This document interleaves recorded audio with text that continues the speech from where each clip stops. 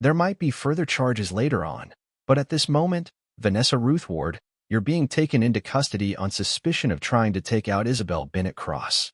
You have the right to remain silent." And with those words, my wife dropped like a stone. If I'd moved a little faster, maybe I could have caught her before she hit the floor, but honestly, I figured the landing wouldn't hurt nearly as much as the punch she'd meant for Isabelle. So, I half-heartedly reached out, more for show than anything else, and unsurprisingly, she hit the ground. Before we dive deeper, let me set the stage and introduce the main characters in this twisted mess. I'm Ethan Ward, an accountant, but not the boring, suit-anti kind you're picturing. I came up tough, raised in a rough part of town where most folks either ended up behind bars or on the assembly line.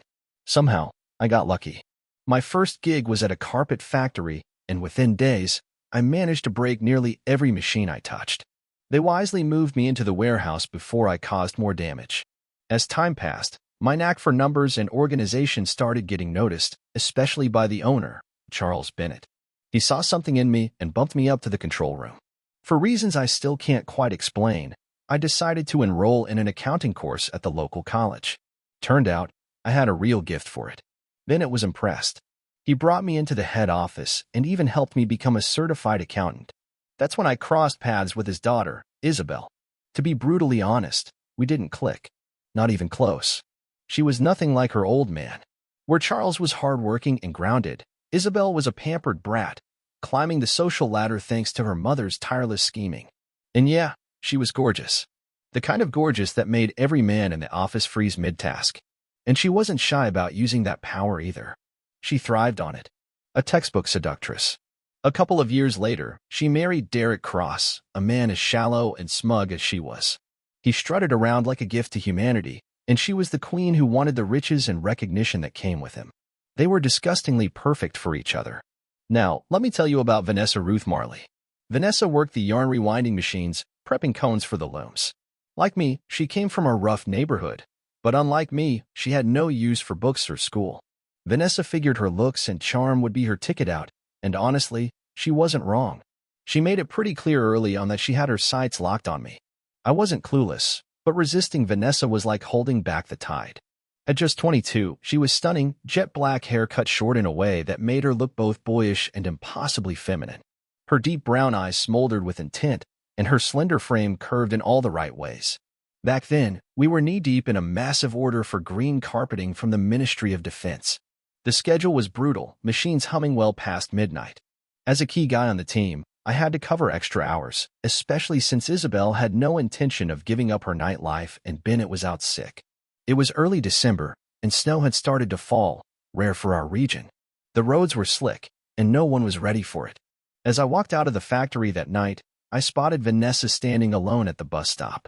I pulled over, rolled down the window, and asked if she was okay. She explained her sister bailed on her. The woman couldn't handle the snow. Knowing her sister's rickety old mandios, I figured she'd be better off hitchhiking. So I offered her a lift. She was grateful, and since it was freezing, I let her use my phone to call her sister. We chatted the whole way. She mentioned the foreman had promised her a new role after the holidays. I tossed in a little flotation, saying someone as stunning as her should set her sights higher than factory work. She laughed, and that laugh stuck with me. That 30-minute drive passed in a blink. When we reached her place, she asked me in for coffee. I declined politely, but then she kissed me.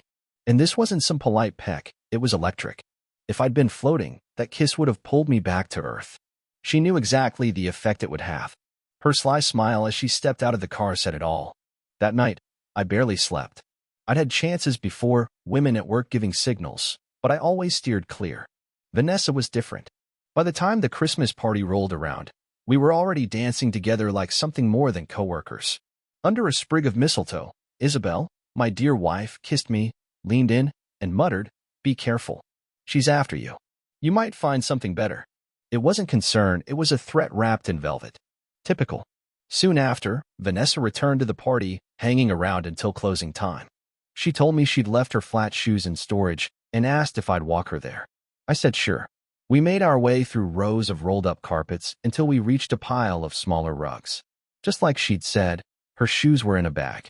Being the gentleman, I crouched to grab them, and when I rose, there she was, holding mistletoe again, and standing almost chest to chest with me. The kiss she gave me made the last one feel like a warm-up act. If I had to sum it up, total knockout. But it was more than that. It was a plea, a message wrapped in passion. She looped her arms around my neck, stood on tiptoe, and met my lips again. There wasn't much build-up, just pure chemistry. I remember her whispering, "That feels good," before we kissed again. We wound up on that stack of rugs, entangled. The sex was intense, fiery, and seemed to stretch on forever. Eventually, I was too spent to move.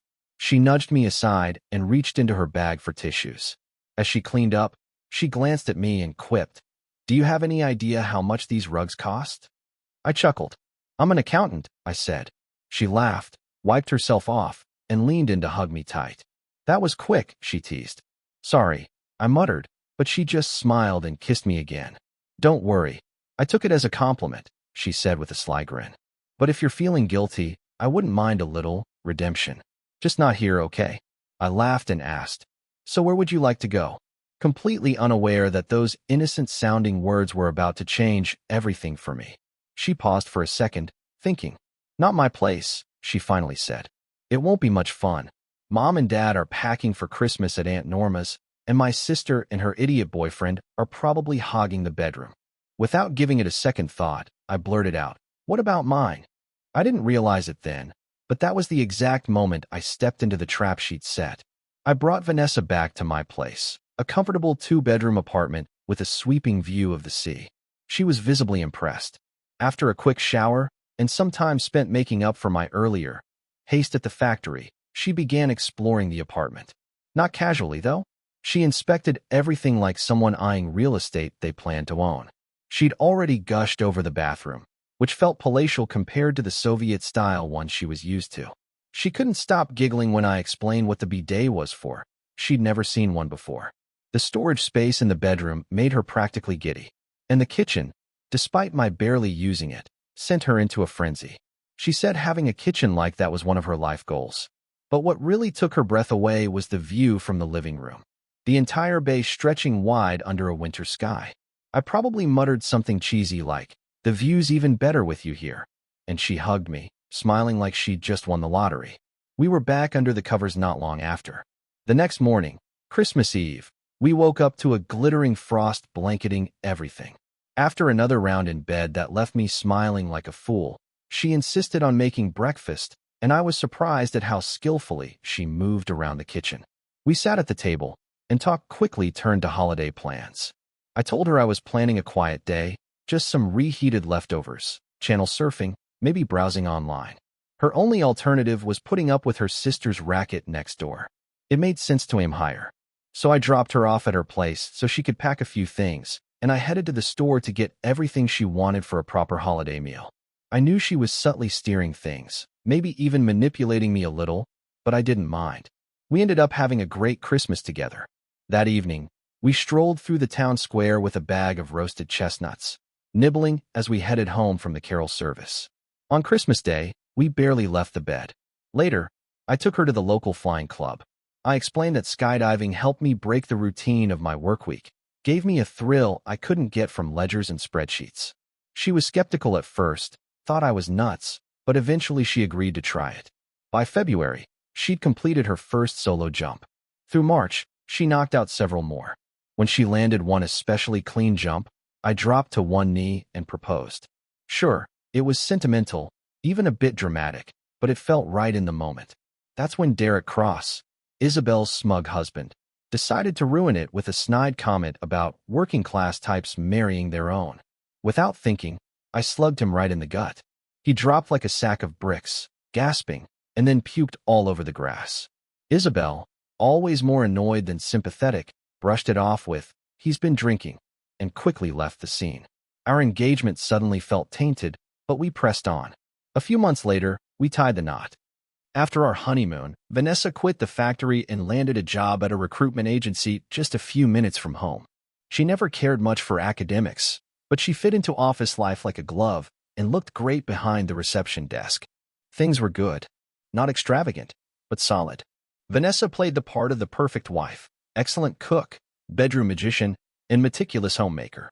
Skydiving remained our shared thrill. It wasn't cheap, but we managed. Still, cracks began to show. Her obsession with shopping, especially clothes, caused a few heated arguments. I caved most of the time, but occasionally I had to put my foot down. Work had grown more intense since Charles Bennett passed away. Derek tried to act like a big shot, but his stake in the company was minor.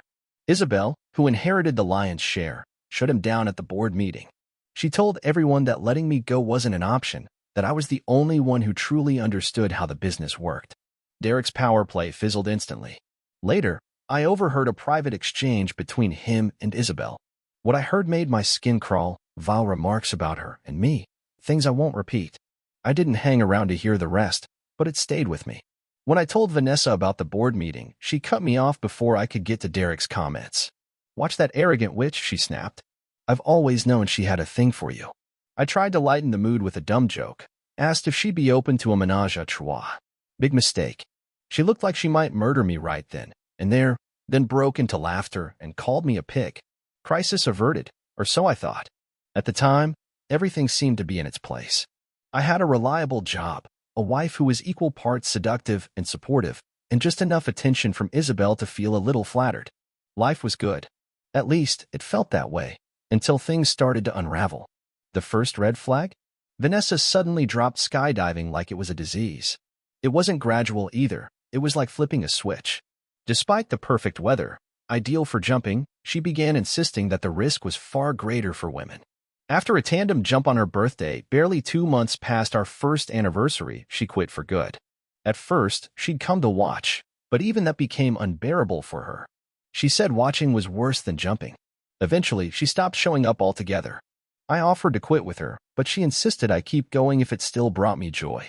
That's when Isabelle started coming out to watch the jumps. Vanessa didn't bat an eye. So I kept jumping, only now it was Isabelle waiting at the landing zone. Something had shifted. I couldn't quite place it, but things didn't feel right anymore. By that point, Isabelle and I were getting along surprisingly well. She was no longer the entitled, uptight snob I'd met years ago. She'd matured, grown into a capable businesswoman with a sharp wit and a genuinely fun personality. We laughed a lot, shared easy conversation, and our friendship deepened. Did I still have feelings for her? Absolutely. And I was pretty sure she felt something too. But neither of us made a move. Whatever we felt, it stayed beneath the surface. We talked regularly and trusted one another completely. That's why, one Sunday afternoon, gliding peacefully through calm air currents instead of plunging toward the ground, her somber mood caught me off guard. Later, we found ourselves at a quiet club, sipping chilled drinks. I tried to coax out what was bothering her.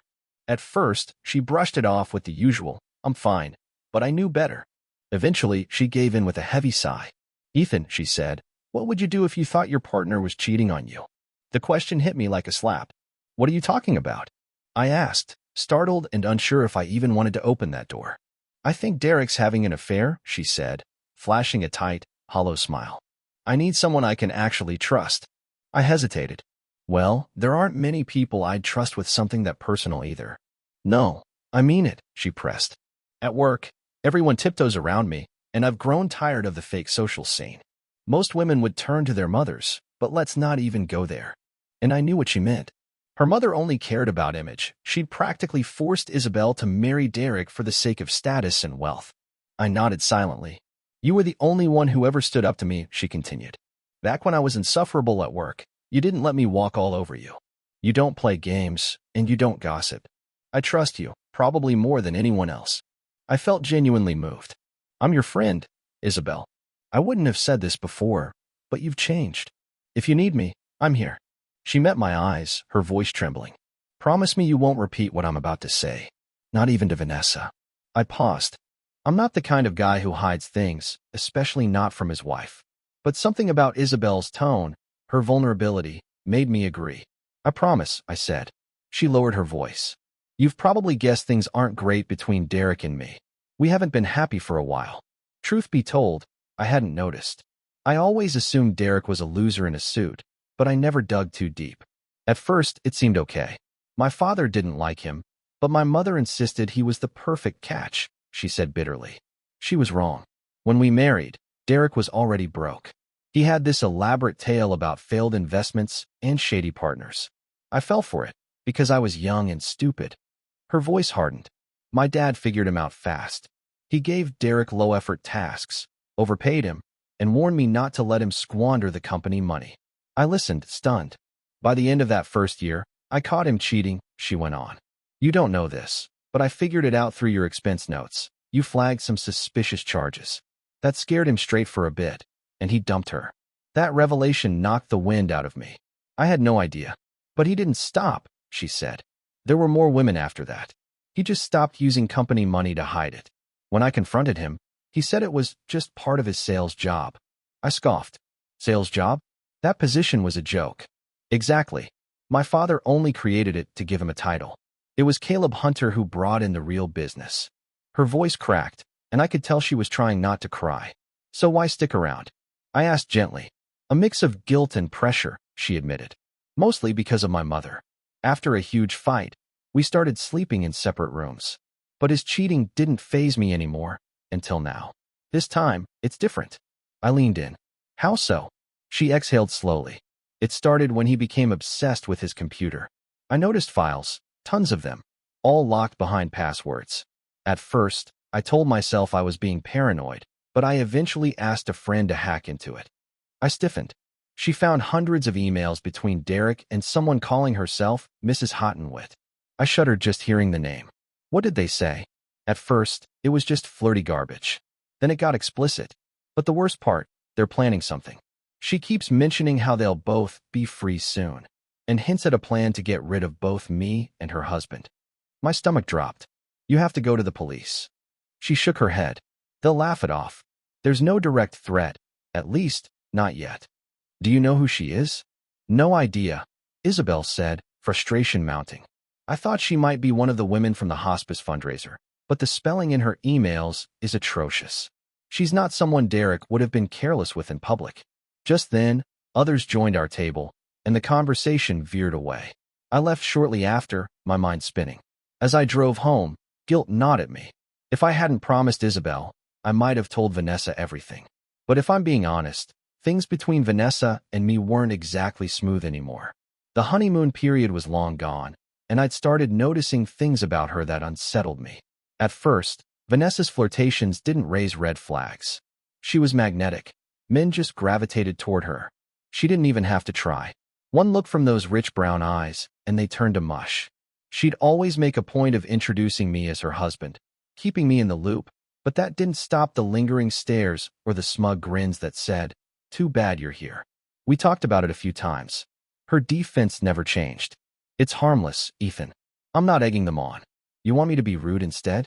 I dress modestly. I'm not parading around in lingerie. What should I wear next? Full body armor. I let it slide for a while. The behavior seemed to calm down, until one day, it flared up again. My car was in the shop, and Vanessa came to pick me up from work. If I'd been in my own office, I wouldn't have seen her arrive. But I happened to be in Caleb Hunter's office, hammering out the details of a contract, when I noticed her Mazda MX-5 roll into the lot. She stepped out, all confidence and charm, just as three guys from her old workplace spotted her and approached. Now, a casual cheek kiss? That would have been fine. But what I saw? Each one of them gave her a full-on, lips-to-lips kiss, long and way too familiar.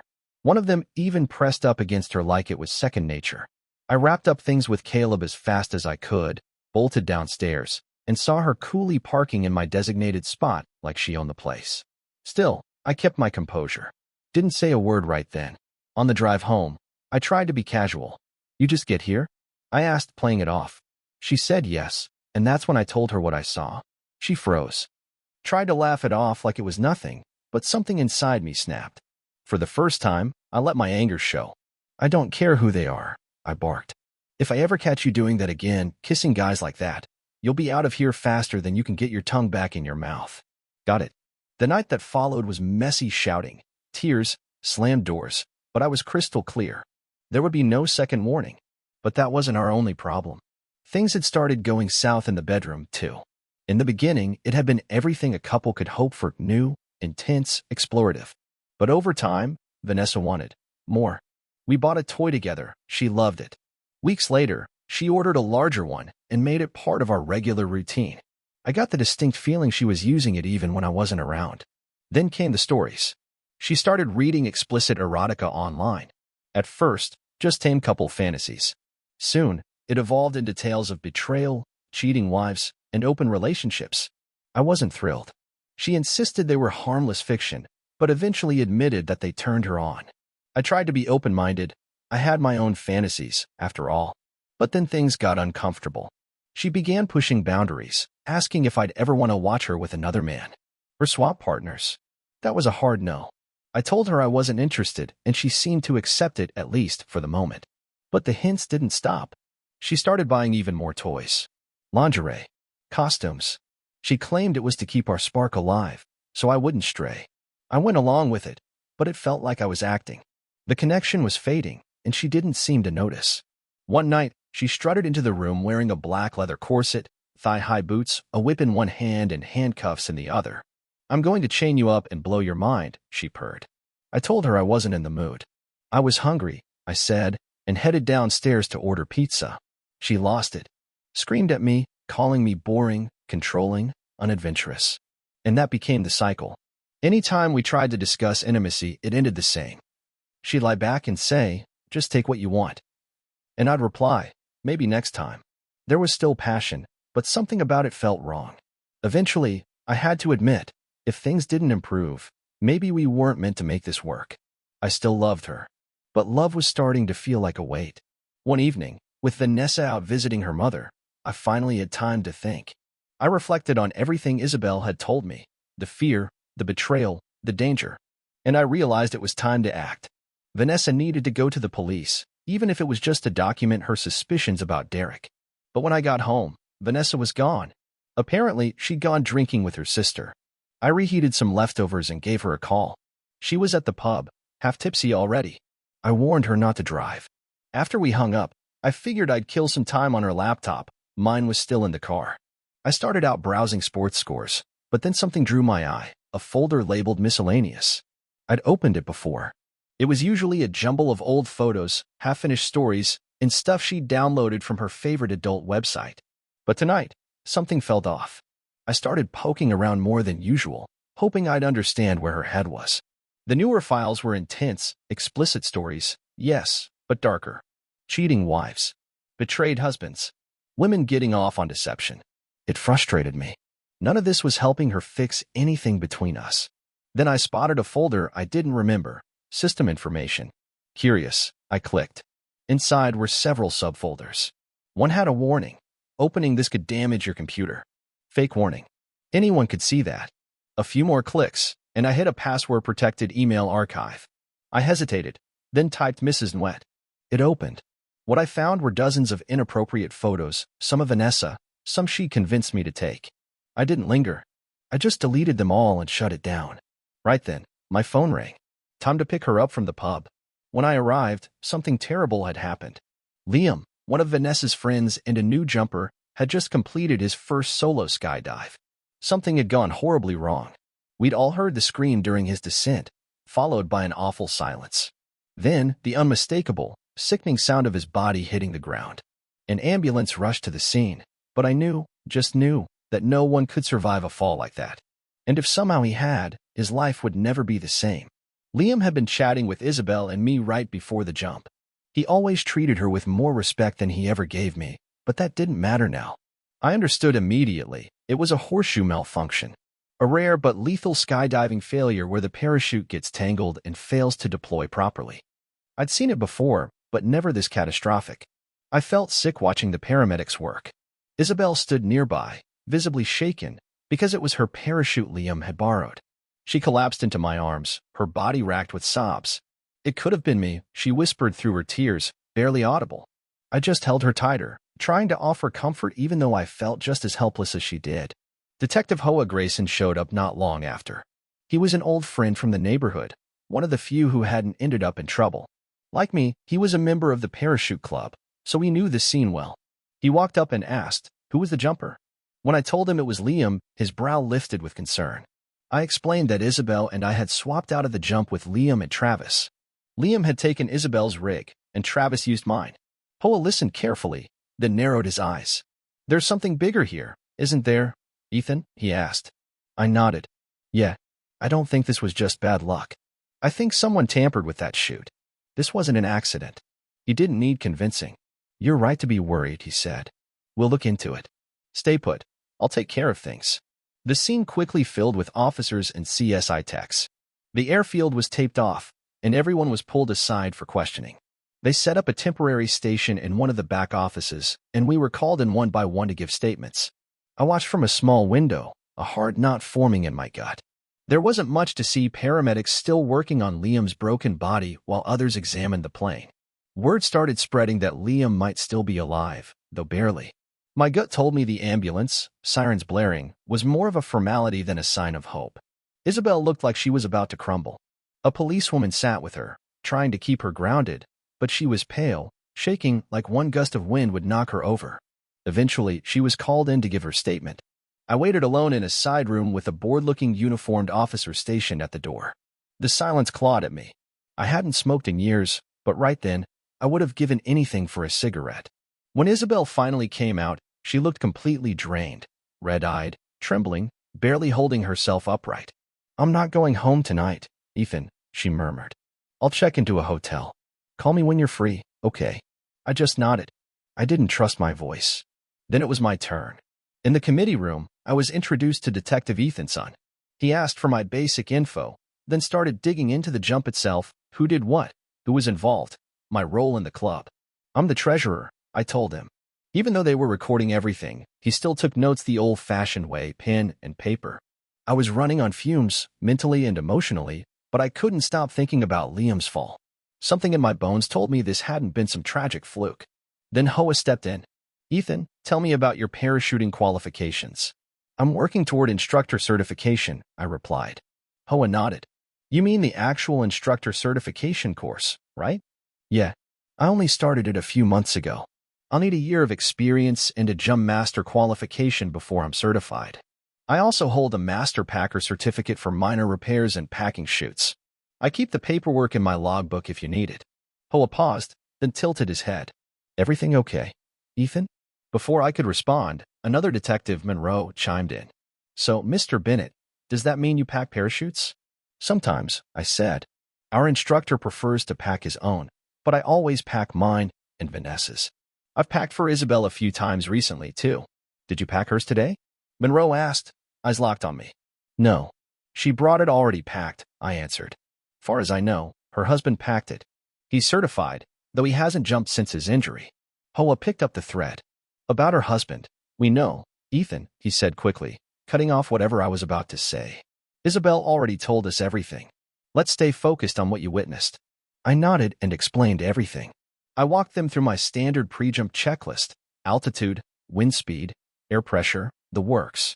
Then I mentioned that Isabelle had pulled me aside to talk about something personal, though I wasn't sure what exactly. "What kind of personal matter?" Monroe asked. "I'm not sure," I said. "We didn't really get a chance to talk privately. But I have a theory. They didn't push it further." I told them I'd changed our names on the manifest and rescheduled our jumps. We were grabbing drinks when Liam and Travis came over and asked to borrow our gear. There were no guest chutes left, I explained. There had been a corporate event earlier, so the gear hadn't been repacked yet. Isabelle handed Liam her chute, and I gave Travis mine. We figured we had time to repack before the call. "Why wasn't Liam on a static line?" Monroe asked. "He was a Category 3, I said. "He was allowed to pull his own cord, but he cut it close. You're supposed to be Category 4 to delay 10 seconds. "Sounds like a sky god," Hoa muttered. I rolled my eyes. "More like a braggart." They asked a few more technical questions, then suddenly shifted gears. "How well do you know Joseph Hayes?" Monroe asked. "We're not close," I replied. "We work at the same factory, but I wouldn't say I know him." "So you're his boss?" she pressed. "Not exactly. I'm on the management team, but I don't oversee him directly." Monroe paused, then glanced at her notes. "Did you know Joseph was having an affair with your wife?" Tom stopped. My blood went cold. "What did you just say?" She didn't repeat it. Just looked back down at her notes, waiting for my reaction. "They were apparently seeing each other. Before and after your wedding," Monroe said, not flinching. "It ended earlier this year. Were you aware?" I couldn't speak. My mind refused to register what I just heard. I closed my eyes, trying to breathe, trying to keep it together. Hoa slid a bottle of water toward me. "Sorry, Ethan," he said gently. "If this is news to you, yeah, that's a hard way to find out. But Why? I muttered, the words barely forming. Why would he? How could she? Hoa sighed. He bragged about it at work. Told people his job was untouchable. Because? I asked, already dreading the answer. Because you supposedly knew and didn't care. He claimed he could satisfy her in ways you couldn't. That's bullshit. I shouted, knocking over the chair as I stood. My voice cracked with fury. That's not true. Please sit down, Mr. Ward, Monroe said firmly, pulling another chair into place. I dropped into it, stunned. They asked about Vanessa's past, but I didn't have much to offer. I never cared much about what came before, only who she was with me. Still, I couldn't shake what they'd said. Deep down, I didn't want to believe it. But part of me already did. The look of pity on their faces said it all. Monroe leaned forward. We have a reason for asking, Mr. Ward. A man who was allegedly sleeping with your wife just plummeted 1,200 meters. And he did so using a parachute that belonged to a close friend of yours. That hit hard. I froze, suddenly grasping the direction this was heading. I didn't pack it, I said, my voice quick and defensive. I haven't touched that chute since Isabelle arrived. She was with me almost the entire time. Monroe narrowed her eyes. Did she take it with her into the restroom? No. She was only gone for maybe a minute, and other people saw her. I swear, I didn't touch that rig. Hoa spoke gently. It's okay, Ethan. We're just asking questions. But Monroe wouldn't back off. Then why did you immediately assume it wasn't an accident? I told them about the emails Isabelle had found, about the mysterious Mrs. Hottenwit and the talk of freedom and plans. I also mentioned Derek's financial situation and why someone like him might be motivated to eliminate obstacles. What would Derek stand to gain if something happened to Mrs. Bennett Cross? Monroe asked. I'm not sure, I answered cautiously. I didn't want to speculate. Why not? He pushed. I don't know if Isabelle even has a will, I admitted. Assume she doesn't. Then, Derek would inherit everything, I said slowly. The factory, her father's investments, the carpet stores, it'd all be his. When I gave an estimate, Monroe's eyes widened slightly. The numbers clearly surprised him. They turned their attention to Derek. I didn't hold back. I told them what I thought of him, including the time I punched him for mouthing off. Eventually, the question stopped. The sun had dipped below the horizon, and they told me to return to the station the next morning with the other witnesses. As I stood, Monroe added, one last thing, Mr. Ward. I braced myself for some clever, Columbo-style closer. Instead, he just smiled faintly and said, why does a sane person jump out of a perfectly good airplane? I gave him the standard answer. Because the door opens. The investigation pressed on. Hoa was right. Detective Monroe was relentless, methodical, never rushing. Soon, attention turned to Isabelle and me after someone located the parachute's data card. The logs claimed the chute had been repacked recently by me. My signature was there, plain as day. Derek backed it up, saying I usually packed her chute and hadn't done it in weeks. Then he took it further. He accused Isabelle and me of having an affair. He claimed she blackmailed me into leaving Vanessa, and that she'd even offered him a large sum of money to help break up my marriage. According to Derek, I was a threat, someone dangerous and unpredictable, and Isabelle had deluded herself into thinking she could control me. Her refusal to listen, he claimed, had made everything worse. But then forensics stepped in, and everything changed. The handwriting on the data card? Not mine. That one piece of truth unraveled Derek's whole story. As the pressure mounted, Derek started scrambling to protect himself. He denied plotting against his wife. He insisted the emails to the so-called Mrs. Hottenwit were fiction, some bizarre joke or fantasy. The police seized his laptop, but it was practically unused. Derek claimed it had been recently updated. He told them he'd wiped his old one and donated it to a senior center. And that was technically true, except the hard drive had already been replaced, rendering it worthless for evidence. Backed into a corner, Derek tried blaming Isabelle.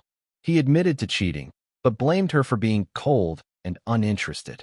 He said the idea of some woman promising him endless pleasure was absurd. Revolting, in his words. Meanwhile, the investigation stalled. It was clear someone had tampered with the rig, but proving who had done it? That was another story. I had to respect the police. They were patient, thorough.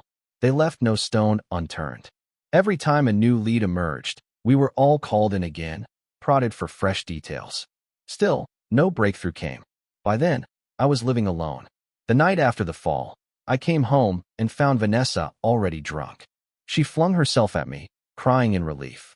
The news had reported a fatal accident at the parachute club, but hadn't released any names. Later, I learned Liam had died instantly.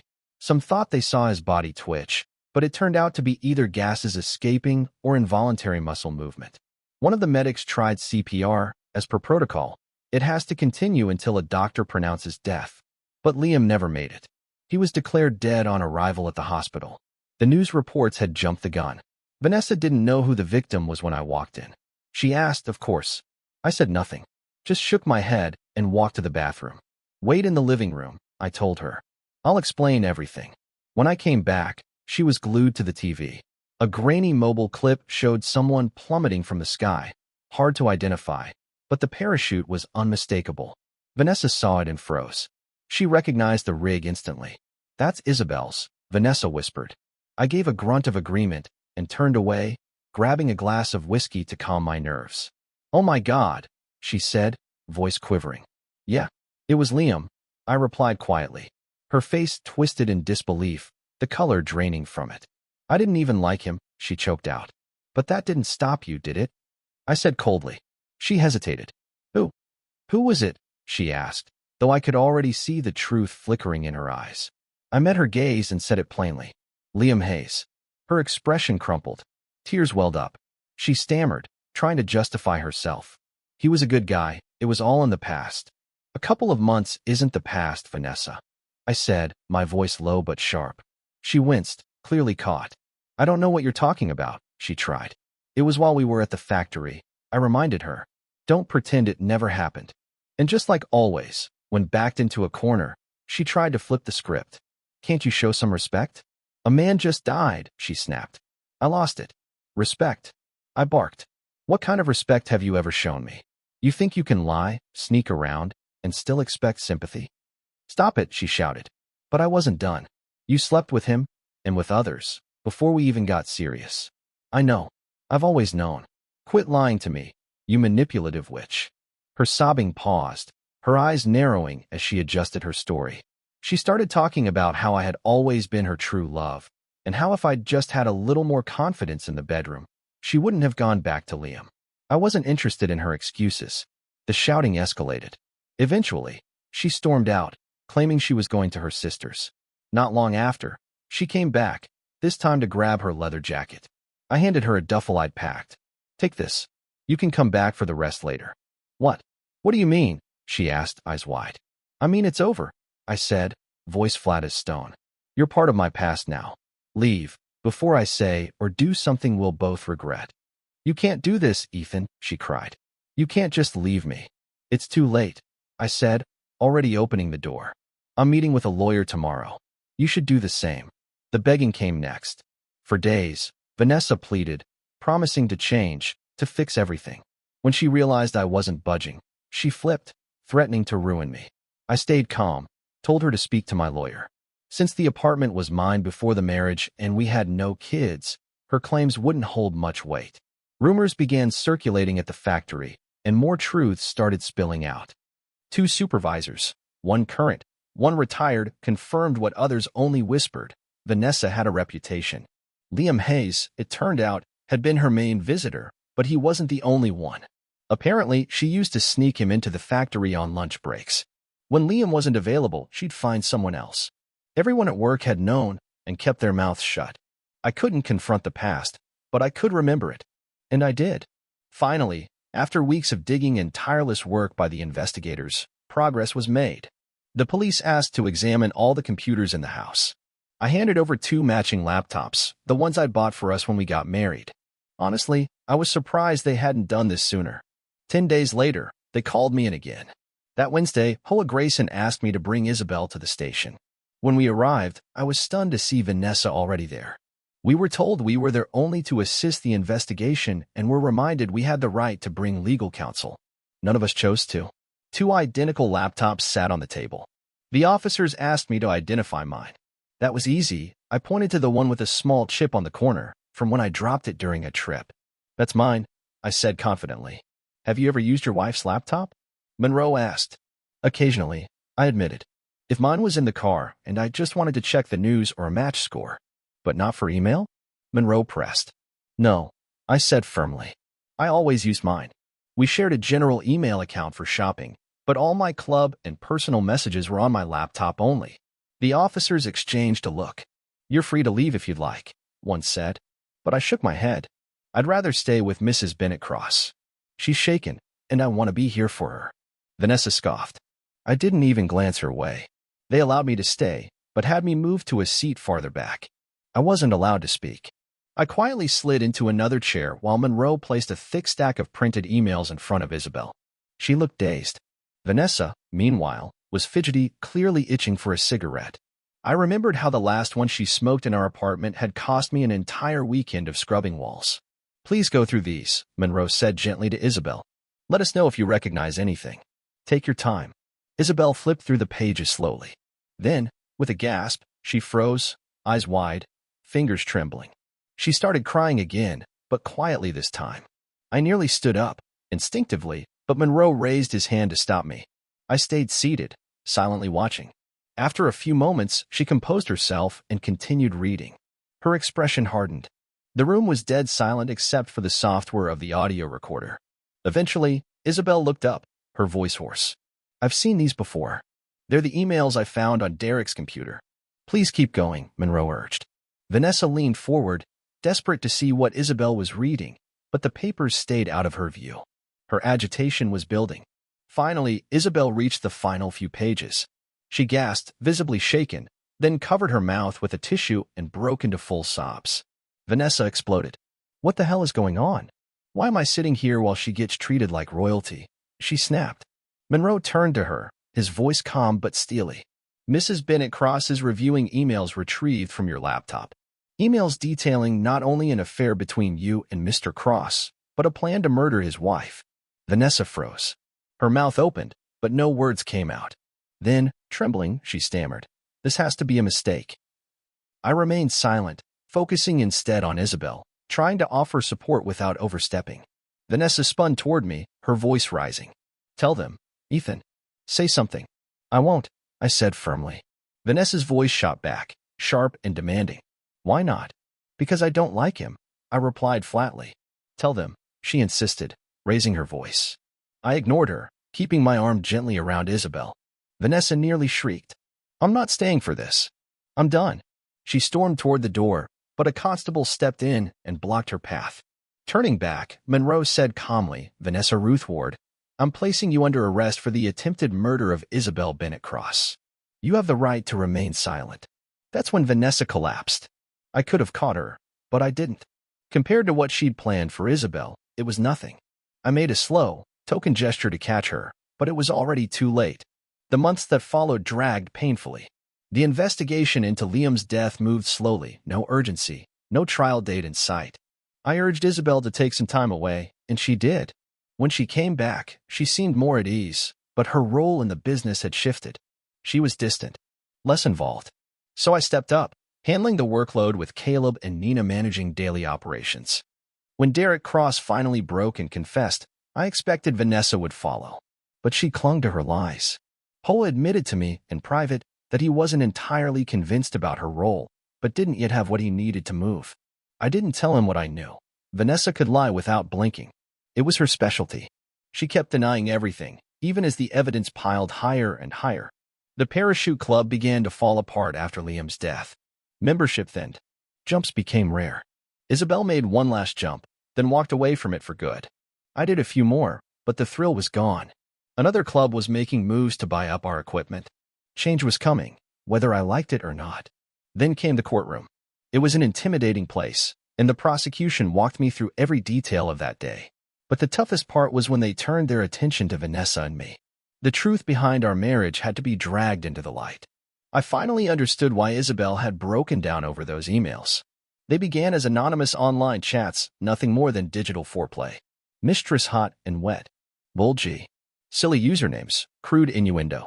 Sexual fantasies that many would dismiss as private indulgences. But those chats grew darker. As the conversations evolved, so did the intentions.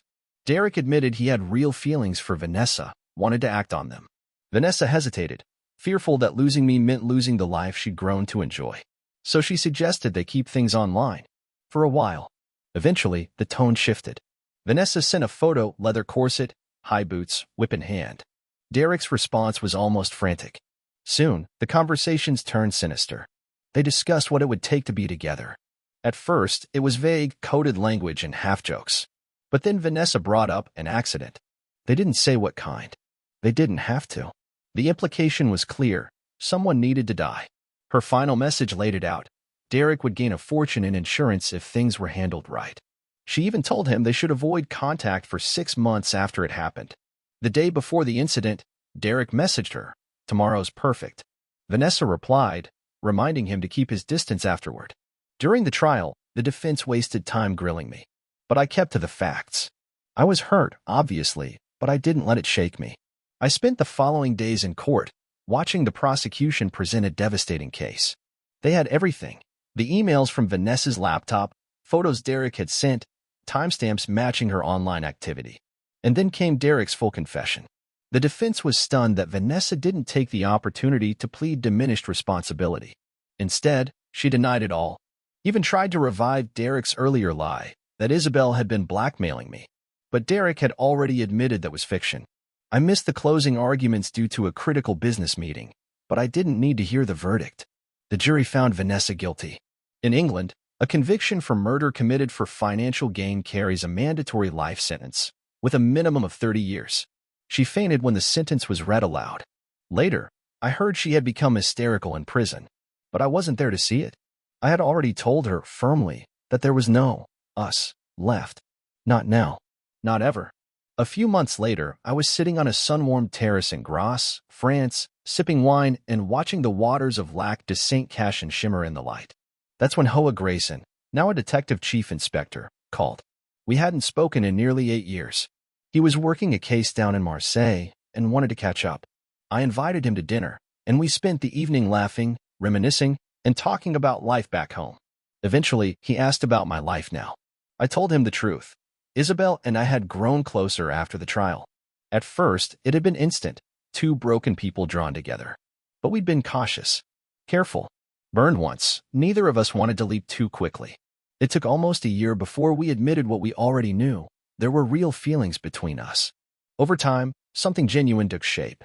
Then, after a dinner with some Japanese investors, Isabelle joked, "We spend more time together than most married couples." That's all it took. I reached for her hand, looked her in the eyes, and said, "I like being with you." She looked back. "Are you sure?" "I'm sure." And just like that, we kissed, our first true kiss. Soft, unhurried, real. We began dating soon after, keeping things slow.